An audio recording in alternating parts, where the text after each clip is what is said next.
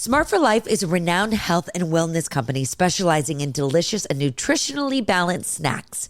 Smart for Life's mission is to provide convenient options for health-conscious individuals. Their gourmet protein bars are a testament to the commitment to using high-quality ingredients and cutting-edge research to develop a nutritious and flavorful snack. It has a proven track record of helping people lead healthier lives through their innovative product line, backed by the expertise of their team of nutritionists and food scientists. Whether you're following a specific diet plan or simply seeking a guilt-free treat, Smart for Life gourmet protein bars cater to a wide range of dietary preferences, including vegan and vegetarian options, making them inclusive for a diverse range of consumers. Whether you're a fitness enthusiast, a busy professional, or a health-conscious individual, these bars fit seamlessly into your lifestyle, providing a convenient and nutritious snack solution. Smart for Life understands the importance of staying active and fit, which is why their gourmet protein bars are formulated to complement and enhance an active lifestyle. Whether you're engaging in intense workouts or just want a nourishing snack to keep you going through the day, these bars provide the necessary fuel for your active pursuits. Visit smartforlife.com and use promo code EMTL20 to receive 20% off your next order. That's EMTL20. Work hard, play hard, and slay through the sweat with Nux Active. Nux Active is high-performance activewear that doesn't compromise on the chic. Located in Los Angeles, their diverse, women-operated team oversees every meticulous detail of the design process from the first stitch to the last shipment. They channel positive planet vibes through a commitment to using the best organic fabrics and recycled materials as much as possible. Nux Active is active fashion that flexes and fits like a buttery second skin. I just ordered the 1x1 bra and leggings in the color Rio. Not only is it gorgeous and bright, it makes me feel sexy and show off my brand new curves. Power through Pilates, strive for the extra rep in Nux Active. Run, don't walk over to nuxactive.com. That's NUXACTIVE.com to check out the latest collection and energizing colorways. And as a gift to you, take 20% off your purchase with promo code EMOTIONAL20 NUX. That's emotional20 NUX at checkout. Make positive moves with Nux Active.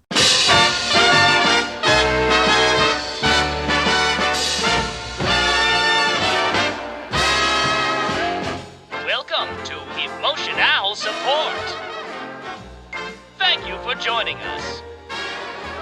And now, here's your host, Alessandra Torresani. This is a podcast that has been in the making for a couple weeks now, and I'm so excited because I am with Ilana Grines. This is going to be such a fantastic episode because you have done more homework for this episode than I think every guest and myself included has ever done. And I think that that's what it is so special about you, and which is so awesome because you and I kind of stalked you. We have a mutual friend, and I had seen that she had posted, shout out to Ari, and I had seen that she had posted one of your Instagrams, and I was like, oh my gosh, like therapy, is this someone who has to do with mental health? Like, I'm on it. Can you please make sure that she comes on my podcast? And it happened immediately, and we got put into into touch. And I think what's really cool is you asked me, what do you want to talk about? Because you are a therapist, you are a specialist in many things, and we're going to learn a little bit about that. But you really, truly asked me how I wanted to curate this episode, and that is what you did. I told you the things that I wanted to know in my life, the issues, the problems that I'm going through, postpartum, and what I really want to fix and what other people want to fix. And we ask some questions. So before we get into the things that I want to fix, Ilana, how the hell did you get involved with mental health and being this awesome therapist? I love the enthusiasm. Thank you for having me. You're welcome. I became a therapist because I think I love talking to people and learning about their stories and understanding how and why people tick. I guess that's the short story. The longer story includes I love talking about sexual health and wellness. And I think that that's a huge gap in Yes. education today. And to have a relatable voice, somebody that can speak to you in a way that you understand them. I just didn't feel like there was a voice that I connected to out there. So that became my specialty. And in my practice, I see people from all walks of life dealing with anxiety, depression, divorce, but a lot of sex, intimacy, and kind of talking about sex through a really sex positive lens. And I think that that's where we overlapped, and we came to a conclusion that this would be the best time to talk about it. Well, just a little backstory on me, even though I live with bipolar 1 disorder, and a lot of the issues that I've been having postpartum have to do with sex, have to do with intimacy, have to do with more of the relationship side of it. And I know that I'm not alone in this, because every time I'm asking other moms and their partners of how they're doing, or strangers are reading things, it always seems to be the same dialogue of, either there's the people that are having sex like the second the doctor is like, you're cleared 6 weeks postpartum, and they're like getting it in, having a good time, and like already ready to deliver baby number 2. Or there's people such as myself that are like, that's the scariest thing I've ever heard in my entire life. What do you mean sex is normal? Like, I had sex before, like that's how I had a baby. It's like the one extreme or the next. And I feel like I'm, at a point in my life where I need to be able to change, and I need to be able to have this conversation, because I love my partner, I love my family, and I love like who I am. And you don't know me on a personal level, but I'll say this: I'm a very sexual, free loving spirit. As my husband's like looking at me like, what? And then just is holding the baby like, what is this conversation? But I'm a very like free love being. I'm very in touch with myself. I'm very in touch with my body. I love to be naked. I'm like very comfortable in who I am. Let me tell you how I'm getting my feet summer ready, soft, sexy, and beautiful. I am using Baby Foot, the original foot peel. It's the #1 selling foot peel in America, with nearly 30 million sold worldwide. They offer a selection of DIY at-home treatment products that are quick and easy to use. And the foot peel is a professional grade product at a price that makes it affordable to a wide range of consumer. It has won many beauty awards over the years, and the peels are made with 16 natural ingredients. The gentle process leaves skin undamaged while removing this dead skin to reveal the fresh, healthy layer beneath, like a baby's foot. Baby Foot qualifies as a clean product. They are also vegan, gluten-free, and cruelty-free. For my listeners, go to www.babyfoot.com and use promo code EMOTIONAL20 for an exclusive 20% discount. That's EMOTIONAL20. Except for now, postpartum, that's when things were coming up. And it all started because I had a very traumatic post-birth afterwards, where I hemorrhaged. I've had to have PT, pelvic floor therapy. I've had to sit on vibrating chairs to make sure things go back to normal in there. And things are not doing awesome. I'll just say I pee my pants a couple times a day still. And, it's that's the truth of the matter. And it's embarrassing. It's funny. I can laugh about it, but truth be told, it doesn't make me feel or have that confidence in my sexuality that I used to. So that's where you come in. And you come in and you help all of us who are out there having this same crisis of, how the hell do we go back to being these sexual beings that we used to be?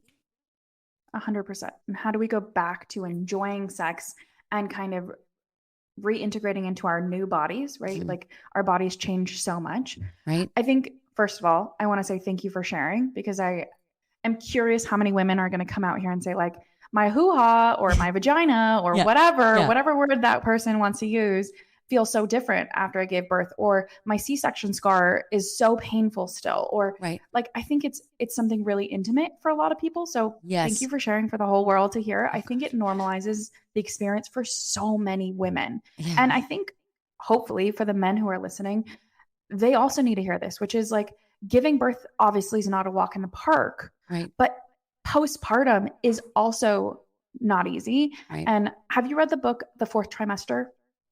I'm trying to think. I've read so many of those where the fourth trimester was part of it, but I forgot which one. I don't know. Maybe not. So Kimberly Ann Johnson writes about the fourth trimester. Okay. And she just talks about how this is like a whole nother trimester that nobody talks about, nobody prepares you for, and people just expect you to like bounce back. Yes. And that is so damaging to women. So I guess you're not broken. Nobody has to fix you. Let's set that as the PSA of the day. I love that. Nobody has to fix you. But I think that there's tools and education, psychoeducation that you could use, and hopefully your listeners can, to get back into who you were pre-baby. And I think first and foremost, it's like, it sounds like for you, you are a human who really enjoyed your sexuality pre-baby. Yeah. I mean, I would say so. I mean, I was not like, you know, like a rabid rabbit, you know what I mean? But I definitely felt like a sexual being. Like I even, you know, I even would say this much. It's not even about the actual physical sex of it all. It would just be even me being dressed and going out on the town, like at night, even like going on a date or whatnot. Like I felt sexy, like I felt sexual. Now, even if I'm like dolled up to the nines, I'm not feeling that sexual energy. So it's like, it goes beyond just the actual physicality of it. It's how I feel inside too. I love that. I think that encompasses so much about what's changed for you, right? Like postpartum, our bodies have changed. Our mental well-being has changed. Yeah. Whether we like it or not, our hormones have fluctuated. We've had easy births or traumatic births, but they affect us. And I think a big component that not a lot of people talk about is breastfeeding, right? Like having a child latch onto your tit at all times requires a certain level of touch that we don't need from our partners anymore, right? Like that child is constantly touching us. And so that craving for physical touch just isn't there. But also there is a hormone that's produced that actually increases when you breastfeed. And I'm pretty sure it's prolactin, but it also increases vaginal dryness. Oh, wow. So how crazy is it that while you're breastfeeding, like people who have vaginas have a higher likelihood of having dry vagina. So why would you want to initiate sex when you're like, oh, I'm not even wet. Like this won't even feel good. Right. 100%. That's so interesting. And you know what? It's funny because another, this amazing doctor, Dr. Alyssa Berlin, who I did my second episode with, we were talking about the breastfeeding, and she was saying, you know, how you have a baby that's constantly touching you, right? Over and over and over and constantly. Over. And then when your husband or your partner, whomever, is like touching your back, like for me, I'm like, oh, it's just like, I'm like, get the fuck off me. You know what I mean? Like I'm and she goes, you're touched out. You know, you're touched out. 100%. And I was like, yeah, that's exactly what it is. It's being totally touched out. It's like I'm so overly stimulated. And don't get me wrong, like I love breastfeeding, like probably on the wrong level of like, oh my God, I'd let her do it till she's 7, you know? But like, I'm like, oh, maybe that's not right either. But anything for my baby, right? I'm like, anything she wants, she can get. But it's so true. It's like being touched out, even just someone, like I used to get such joy. I laugh about it with my best friend, Jenna, all the time. We were talking just recently, right before this episode, actually, we were talking and laughing how there was this guy that I had a crush on years and years and years ago. And all I wanted to do was just hold his hand. And that's it. I didn't want to do anything else. Because for me, like, I was like, oh my God, if I hold his hand, like, oh my God, that does it for me. Like, just, that's the kind of person that I was, where it's like hand holding, grasping. For me, that did everything and more, right? And it's like, you were good to go. I was good to go. And now I'm like, don't fucking touch my hand. Like, don't touch my back. Don't get near me. Your foot's next to me. Like, And that's not even, I'm just saying with my husband, I'm just saying in general, like I'm a very touchy-feely person, and I stopped being like that since this kind of traumatic incident, we'll say, happened, right? Of course. And it's like, how can we get back to that? What are the steps that you would recommend for us to go, okay, how can I communicate this with my partner?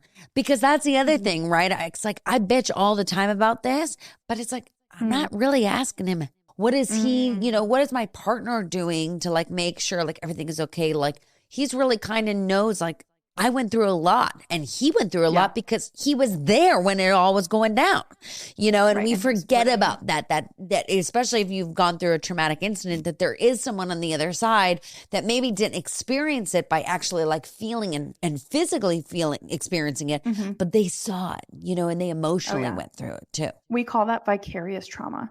Vicarious trauma is almost just as traumatic, right? You didn't actually experience the trauma, but you could have seen it, or you could have experienced it through your partner. And that is actually a form of trauma, right? Vicarious trauma is super important to talk about. But the question is like, what are the tips? So let's say you are a person who just gave birth and, well, not just, but you're 10 months out of giving birth. You've been checked by the doctor. You're on the process of healing. You're adjusting to this new life. If you want to re-engage sexually, I think it's really important to understand, like you stated, what got you off before. And you said getting all dolled up and feeling sexy and feeling good in your body. So I think that that's where the work starts. So I think I always say this, but if sex is a priority, then we have to prioritize it. It has to be in the calendar. And so many people are going to argue with me and say like, that's not sexy. But if it's a priority, it has to be prioritized by being put in the calendar. But that also signals to our brain, like, okay, well, then we're going to have date night. So I should probably call my mom so that during that day, she takes care of the baby a little more so that I can have some alone time. I don't have the touchiness all day, right? I get the opportunity to honestly put my face on or wash my body. Yeah. I mean, simple things. I know. Shave your legs. Shave your legs. Exactly. And then I always suggest to couples, especially couples who are freshly postpartum, go on a date and don't talk about your baby. Go on a date and bring some topics that you want to talk about or questions or whatever. Go get a deck of cards. Talk about things that have nothing to do with motherhood, fatherhood, baby, right? Talk to me about something sexy.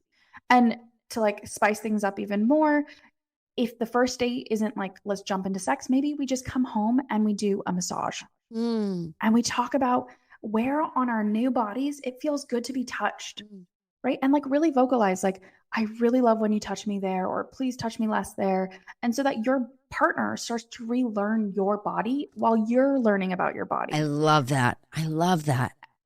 It's like, it doesn't have to jump into sex. It could just be intimate touch. And then that connection can snowball. And then you relearn like, oh, I really like this. I really like connecting with my partner on this deeper level. And I think that you start with that. And then maybe the next date night, you're like, okay, maybe we could just do mutual masturbation. Right? Like, I'm going to lay here, you're going to lay there.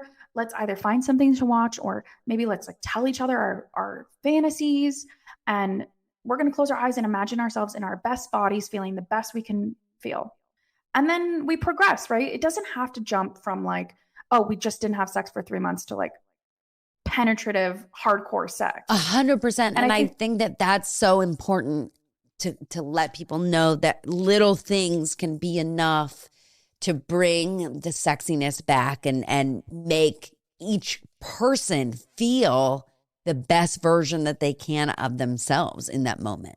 Yeah. And I think, look, postpartum sex requires a few things. And I think most women are too ashamed to ask for them, or feel like their partners will judge them. But I think it should be a requirement that if you're having sex postpartum, you must invest in a good lube, period. Your vagina, if you gave birth naturally or vaginally or cesarean, like it's different. It's changed. It's changed. But also your hormones have changed. Yes. And you want to make sure that like you're giving yourself the best experience possible. So I guess educating your husband or wife or whomever your partner is and saying, look, just because I'm not getting as wet as I used to doesn't mean I'm not turned on. Right. This just helps create a better experience. Well, I mean, and honestly, I love that you say that because it's true. It's like, this has nothing to do with your partner. It's like, this is just the new body. This is the new vagina that you're dealing with. And like, how can we go through and like work this out? I mean, you hear that all the time with women who are, menopausal and stuff like that. Mm-hmm. But people don't talk about that postpartum birth. Oh, of course. And I mean, like, this holds true for people who have chronic illness or PCOS, or like, there's so many things that affect our lubrication. But postpartum, like, I just think we need to take extra care of the lining of our vaginas. Mm-hmm. And therefore, I believe lube and high quality lube should be used, but also relearning our sensation, right? Like, maybe our vulvas are more sensitive than they were before. Yeah. Like, blood was flowing in all those different areas. So re-examining our sex toys. Are they too powerful? Are they not powerful enough? Are there areas that we didn't know that we liked stimulated that now we love, right? Like, some women postpartum love their nipples to be stimulated, but never did before. But now they suddenly have sensation. Yeah. But it's just, some women have different feelings and different things that went on. Totally. I have a question. Do you ever see like a difference between women that had their baby cesarean and others that had it vaginally, where they have different experiences postpartum with sex? Like, do you ever 100%. find okay, so that's a thing. It's definitely a thing. But I think that there are like some women who have cesarean deliveries and feel like an overwhelming amount of guilt. And then like kind of their vagina responds to that guilt and like shuts down in a different way. Like, I think psychologically human beings do really interesting things to themselves. But I feel like the women who I've seen who have had cesarean, they take a longer time to recover in terms of pain management, but they jump into sex faster. Yes. Yeah. And then I feel like with vaginal births, it definitely takes a lot longer. And more so because it's scary and it's new and you've never had sex if it's your first child, post a child coming out of your vagina. Like, I think that's a big deal to normalize for most women, which is like a duh. It would be scary. No, 100%. And I feel like you're right. People don't talk about that enough of it is terrifying. Like, something literally came out of you and it's like, oh, but let's ignore that. And I think that that's what's so frustrating for me is I don't understand these women that literally like have babies like back to back. And I'm just like, blessed that they didn't have to have some sort of traumatic experience or that they're able to like get back in bed and like be wild and be free and have a good time. But it's frustrating because it's like when for me, I will speak for myself, of me being a, free loving kind of gal, to not feel like I'm myself in my body anymore. It's like, wait, but I and it's funny because I always visualized if I were to have two kids, which I don't know why there was a part of me that almost thought I would be that mom that like, oh my God, I had a baby and then I had a baby right away. And I'm like, how the fuck did I ever think that was going to happen? You know what I mean? Like, now I'm like, how? Like, you have to have sex to have that happen. This is an immaculate conception over here. You know what I mean? I'm not Mary. But so I think that that's what's so frustrating is you're just like, what is it that you did? And because people don't talk about it. I'm like, 100%. Or people are so open about it and they're like, oh, it was fine. Like, whatever. Like, I just popped a baby out and then we like had sex again. Like, I was feeling, and it's less about the physicalness that's scary to me. It's more like myself of like being like, oh, I don't feel sexy. Like, what's that like?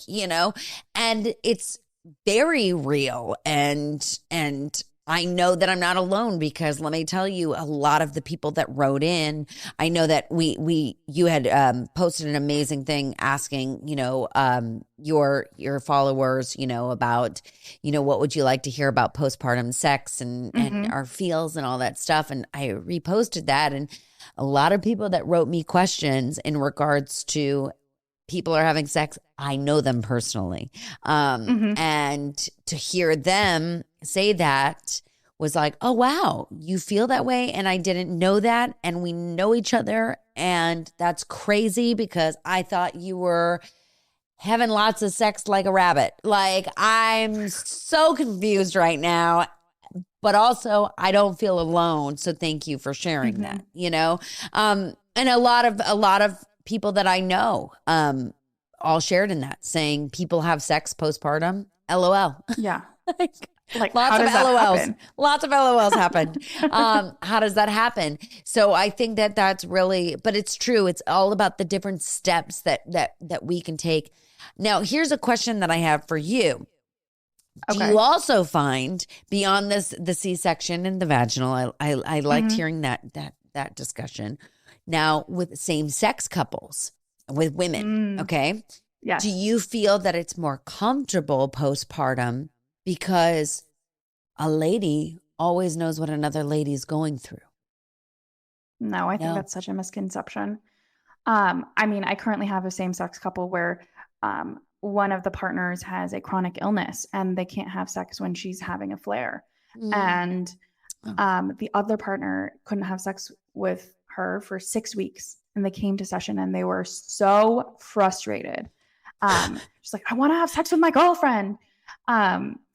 So I think that's a misconception. I think perhaps a female and female relationship, like there may be more empathy and more sympathy. Sure. Like they both also have menstrual cycles. So potentially like there's more of an understanding of like, oh, I can only imagine what a cramp feels like. Right. Can't imagine what pushing out an 8-pound child feels like. But no, I think that humans are inherently sexual. And while we can empathize, that doesn't mean that we don't have needs.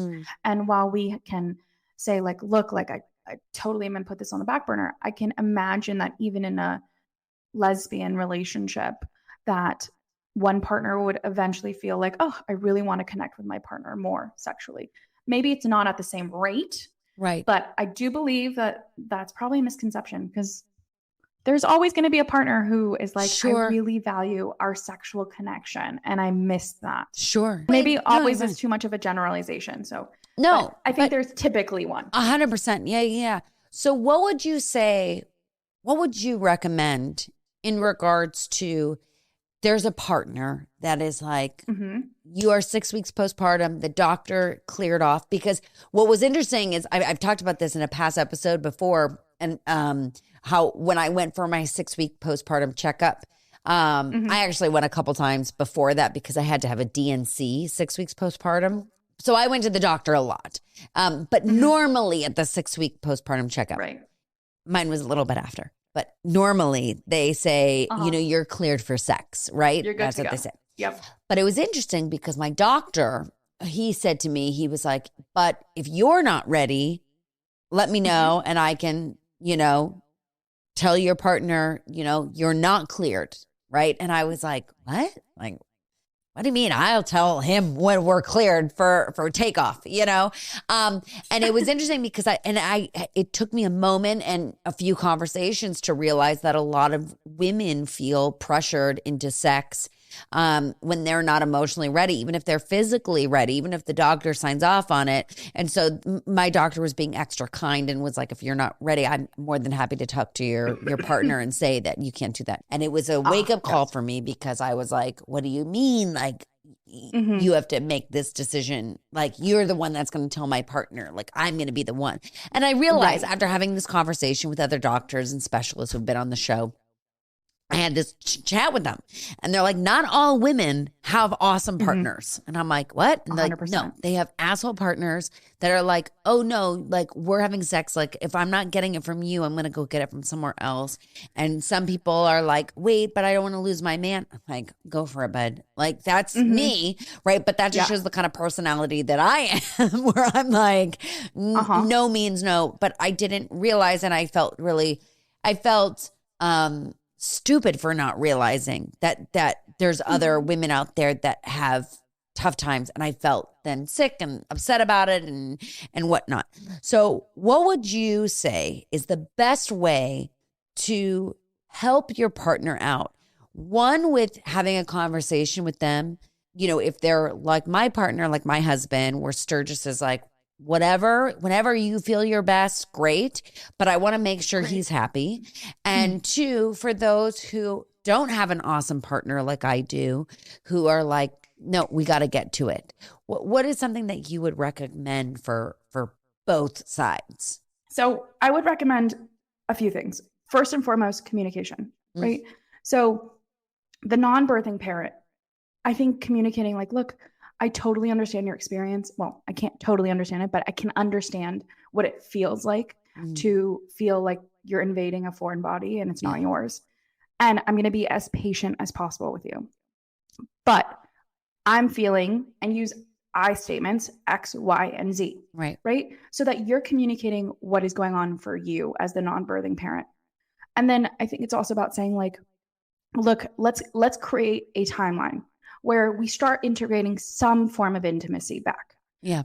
And I mean like basics, like a 3-second kiss or holding each other's hand or a back massage. So negotiating some form of intimacy. Okay. And then slowly but surely, like asking, are you comfortable with more? Are you comfortable with less? Like, and at some point, I think asking your partner, like, do you feel ready? Right. Like just communicating that, not letting it be this big elephant in the room. So I hope that helps for the non-birthing parent, but also just like communicate your expectations, which is I want you to fully heal. Right. And I also recognize that the longer we put this off, the scarier it becomes, honestly. Like it becomes this like boogeyman. Totally. And so I kind of want to like just make you feel as sexy as I see you. Right. And I know that will take time, but I'm willing to start putting in the effort. Yes. Right? So I think that's huge. I also think it's like, what helps you feel sexy? Right? Like, is it that you want me to help more with the chores around the house? Because I'm happy to prioritize housework if that means we can make out tonight. Or if that means I can like rub your leg. Yeah. And I think that that's a big question. Like, help me understand what helps you feel sexiest. Sure. And if I can help, then I will, because it directly benefits me. So that would be some advice. And then for the partner who has just given birth and doesn't quite know how to communicate their expectations, it's more so like expressing similarly, my experience is, and I feel blank, using I statements. Right. And also doing your own work, right? I think you mentioned it, but going to pelvic floor therapy, that's huge. Right. Working on mindfulness and relaxation techniques, like learning how to get ourselves back into our bodies and really communicating what it feels like. Right. And I think exploring your new form of pleasure. So engage in a lot of solo play, right? Like, I don't think you have to feel wanted by somebody else to want yourself. Interesting. And that's so true. Like, it's so true. And just because you had a baby doesn't mean that you should deny yourself pleasure, right? Like because we become mothers doesn't mean we just suddenly stop being sexual. And I think that has a lot to do with it. 100%. And I love that you say that, because you know what, honestly, like, I'm not even talking about like in a sexual way, but for me, I look at, now that I had a baby, I'm like, oh, well, I don't have time to work out because she needs to go to a class or she needs to do this. Like, and I would rather put that. So for me, it's even not even the sexuality of it all. It's like, just like the things that would bring me pleasure in life, like going to a concert, taking a dance class, like little things like that. I'm like, oh, I can't do that anymore because now I have a baby, and like that's not where my priority is. And I think you're right. It's about finding there is a balance, but I think that you're right. It's about creating even just date nights. I feel like I haven't done, with my husband because it's like, I'm like, oh, well, I would rather sit at home with her, honestly, and watch TV, like, or like just hang out with her and like play a game with him and watch her. Like, I don't know, like we would rather do that. But you're right. It's about going, okay, you know what? I'm still a human being. I'm still alive. There's still feeling and blood going on in this body. So like, I need to go back to who I originally was to feel like myself again. As her parents, right? Like, the priority is your relationship so that the two of you can be your best selves, so that you can be the best parent for your daughter. Yeah. And so like prioritizing yourself and your self-care just, I think, makes you a better mom. So like, I don't know if that shifts the way you look at it, but the more you prioritize self-care, the more you prioritize feeling the sexiest you can potentially feel, the more you're going to show up for your kid and be like, fuck yeah, let's conquer this day together. Right. And I think that that's part of this whole equation. Like, modern parenting looks different than our parents, and modern parents need to put working out and going out to coffee and lunch with their friends and going and getting dressed up, because it's part of who we are. It's part of who we are in this new culture. And relinquishing that for parenthood, I think, does yourself a disservice. And then at some point will do your child a disservice because they're not getting the best version of their parent. Right. And I think like sexually frustrated individuals also appear sexually frustrated. Right. No, absolutely. Trust me, I can see the ones that are sexually frustrated. Like, you see them from a mile away. You know, you're like, oh, okay, 100%. yeah, you're not getting it. Like, oh, sorry, you know.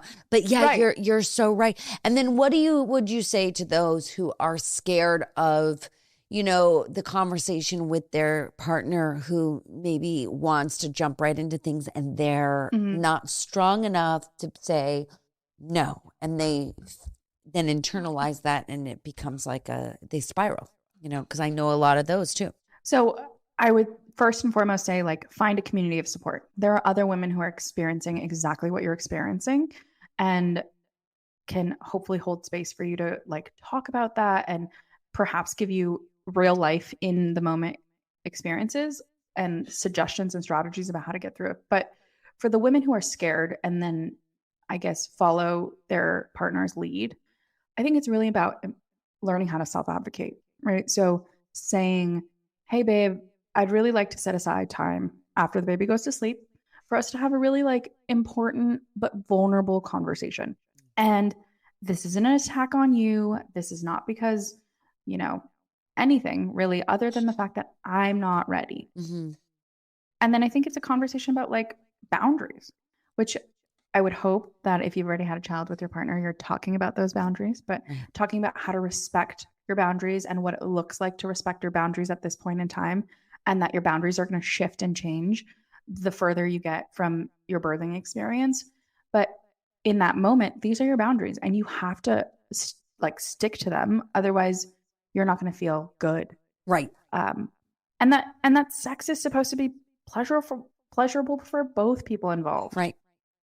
And we don't want to resent each other, and we don't want to cause more harm than good. That would be my suggestion. And maybe that's not right for every individual who's in that position, but I think if you can't communicate with your partner about your needs and your wants, like, what kind of partnership are you in? Right, exactly. Then that's a whole nother situation and a whole nother storyline that we are not getting into today, but not today. No, but I mean, but it's true. Then that's a whole nother thing. But I love that. And I think that it is so important, just communication with your partner. And it's a scary thing, you know? And I think that honestly, I feel super blessed that I live with a mental illness because it's forced me, I'll say, to be a super vulnerable person when it comes to being in a relationship with my partner and having to have those really hard conversations, maybe the ones that you don't want to have, but you have to have them because it's something that I live with every single day. And, you know, has to be honesty between the two of us and communication between the two of us. I'm very lucky about that in that sense of it all. I think there are also other avenues, just like in case there are women who are listening, which is like, look, you can suggest going to a sex therapist, right? Honey, like, you know, I don't feel ready to have sex yet. I think it would be really good if we went and talked to a professional and talk to a sex therapist and tell them your concerns. And then hopefully they can reframe the situation for your partner and guide you. Can hear you. Right. 100%. Right. And give you suggestions and throw some different tools into your toolbox. And there's nothing wrong with that too. Like I encourage that because, you know, when I was pregnant and I was in my second trimester. That's when my highs were high and my lows were low. And we got a therapist that was for both Sturgis and I together, like a couples therapist, who was a specialist in bipolar disorder. And truly, like, I needed that so much because I needed the guidance and I wasn't open to just listen to anything that he was saying. And so I was like, I need someone else to kind of help me voice my concerns, my feelings, my thoughts. And just having someone like that can really just be a game changer. Bringing a third person in the room, like, it really 100%. Can be a game changer. And you can feel like you have support, you know, that you're not alone in these uncomfortable situations and these uncomfortable conversations. And your therapist may say something that you've been saying 16,000 times, but because the therapist said it, it's more valid, right? And it doesn't matter how the message gets across. If the message gets across, like, these are my boundaries and I'm not comfortable, I don't feel safe yet, then at least that's being respected and it's being validated. And that's, I think, a huge source of comfort. So, I mean, in situations where we feel unable to have these conversations or feel like it won't be heard, I just say, turn to a professional, like, just out of the get-go, from the get-go, say, babe, I think this is better suited for a sex therapist. I found a few, choose your favorite. Let's go. Right. How would you recommend someone finding a therapist, a sex therapist? Oh, okay. So there's a lot of different avenues, but I think the simplest way is just going on Psychology Today and filtering for sexual issues. But you can do that with any site. Zen Care, I think even BetterHelp has that as a feature. Pretty much anywhere, but you can always Google sex therapist near me. Another really great way is going on AASECT, AASECT, AASECT, and looking at sex therapists in your area. They have a great network. Yeah, but I think there's also like sex therapists on Instagram if you really want to find them, or on TikTok. And like, there are just so many different ways to find a therapist who specializes in sex nowadays. What are some of the people that follow you on your Instagram what are some of their like postpartum questions, or, you know, anything that has to do with pregnancy as well? You know, you don't even have to talk postpartum. We can talk about pre-birth. I think one of the questions was literally, how do I feel sexy in my new body? That's literally what the question said. I think we addressed that one. I don't think there's a cookie cutter answer for that. It's gonna have to be like, some days you're gonna feel sexy and some days you're not gonna love it. Yeah. And I think it's about trusting the process. You're growing a human.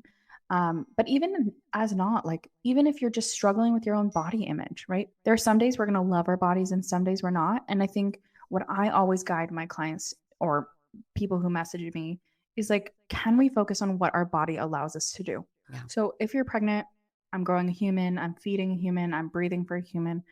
If you're not pregnant, you're just struggling with a bad body image day, like, your lungs are working, your legs are moving, like, your eyes are working. Like, do you recognize how hard your body's working just to sit up right now? Like, and take moments to express gratitude for that. I'm not in no belief that we all have to be body positive. I'm very much under the body neutral stance, which is like, I could just accept that this is my body today. Yeah. I like the body neutral stance. Like, I'm really into that. Like, I am not someone that's body positive, like, at all. And I'm not body negative. I'm just body neutral. Yep. That's what I'll say, because I mean, it's true. Like, I have yet to fit into any of my pants or skirts that I was, you know, pre-baby.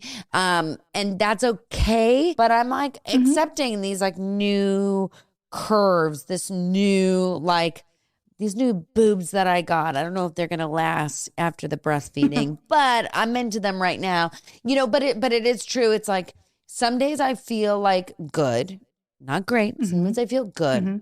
And some days I'm just like, I feel like shit. And the biggest issue that I think I've had through this whole postpartum of like with the physicality of it all is that I pride myself on having perfect skin. I've had perfect skin my whole life. Aww. And since having a baby, I have had these weird terms that I don't even know what this is. Like I've got this thing on my chin right now where it's like dermatitis, something or another. Perioral Thank dermatitis. you. Whatever that is. Like that's something new that happened to me over the past couple months. And nothing I do makes it go away. And I can't be on the medication that a normal person would be on because you can't breastfeed while you're on the medication. Yep. So, and these are like little things that don't seem like that big of a deal. But to me, like it's a huge deal because I have been someone that never had to wear concealer or, foundation. And now I'm just just so embarrassed with what my face looks like all the time. And it doesn't make me want to even kiss, my husband. I said almost anyone, kiss anyone. I'm only kissing my husband. But you know what I mean? Because I feel like it's so gross because I never had any of these like skin problems before. So it's like little things like that I think people don't realize can affect the whole package of a 100%. human being, of how you're feeling inside. But I will say that my body is slowly feeling more, I'm feeling more sexual with my body as I look at myself because I'm like, like I said, these boobs, I like them. I like that I can wear a top and like I finally have like boobs that are falling out. Like that's great. I'm into that, but it's a slow journey into like finally feeling yourself. And then I saw this video today that this woman posted and then I reposted it, talking about how they've done a new study and, it's really up to 7 years postpartum until you finally get your body back. And I'm like, what? Your feeling of yourself back, but I enjoy hearing these things because it makes me remember I'm not alone in the journey. I mean, and I think recognizing, just to bring this full circle, like recognizing that your sexual desire and function is going to change is okay and normal too. Like, it is part of the equation. 100%. And giving yourself grace and allowing yourself patience. Yeah. I think that that's something that both partners and birthing parents need to keep in mind. Like patience, please. Like your body, regardless of whether you had an easy birth or not, it's a traumatic experience for your body. Right? Yeah. Like it's a lot of hormones. It's a lot of emotions and processing. So giving yourself grace to just process it, feel better in your own skin. And yeah. Oh, I love that. Was there anything else that you wanted to touch on in your notes that I'm forgetting about? In my notes, I just hope that like the women who are struggling feel a little more emotionally held and like recognize that like these issues do come up every single day in my practice and so many other therapists' practice.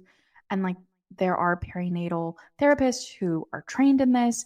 And just because we don't talk about it doesn't mean it's not happening, right? Like just like women don't talk about miscarriages, it's the same. Like, so I hope it just normalizes the conversation a little bit and hopefully also normalizes talking to a sex therapist. It like doesn't have to be about issues. It could be about just like finding better ways to enjoy our sex lives. Right. Is there anything that you have learned maybe in your time of being a therapist or that you've heard from other women advice-wise where they've successfully had their first birth and successfully get pregnant with their second and feel like that positivity or feel that sexuality? Is there any advice that you would give that you might have heard from lived experience of other moms to kind of, because I guess the reason why I say this, for me, I'm pretty sure we're a one and done kind of family, Lady gives me only child energy. And I'm an only child, so I can't imagine. But I know a lot of moms have written in and said, we want to have a second, but I'm not feeling like myself again to even think about trying to have a second. So what would have you learned from other moms, from clients, of what they did to feel ready for their second? So I think what I've learned is that you don't push yourself. When you're ready, you will know that you're ready and that you will re-enjoy the process. And if you're not ready, you're not ready. Right. Like it doesn't help to force the situation. Right. So just being patient with yourself, getting the resources that you can. And I think find community support. I think most importantly, find community support, right? It helps when we don't feel alone in our struggles and we have other people to talk to about it. But from most of my clients who were ready for baby number 2, it was they felt supported, they felt like they got a control on their lives, and they felt more like themselves, Right. right? That's how you go, hopefully, into your first pregnancy. And I would hope that you would go into your second pregnancy with a similar mindset, which is like, I can tackle anything. Right. Yeah, I love that. I can tackle anything.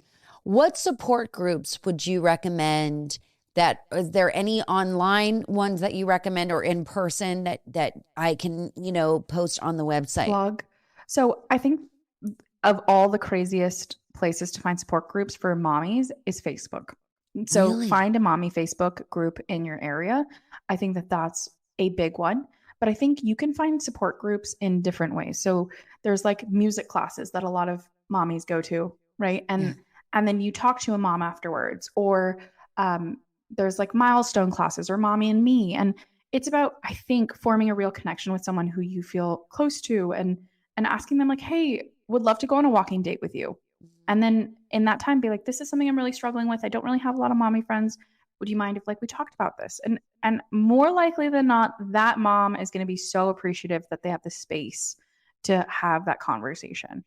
Well, I will let you know that I host music class at my house. And that is where I am the way that I met you through our friend Ari.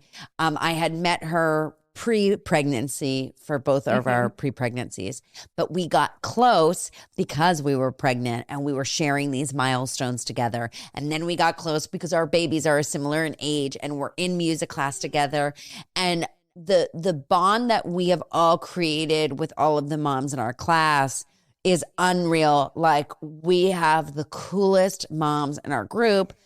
And I don't just say that because it's at my house, but it's true because we're all so similar and like-minded on how we want to raise our kids. And we're all very loose and cool and like, let the babies be who they are. There's no like strictness to, they have to do A, B, and C. Like, no. We're really cool.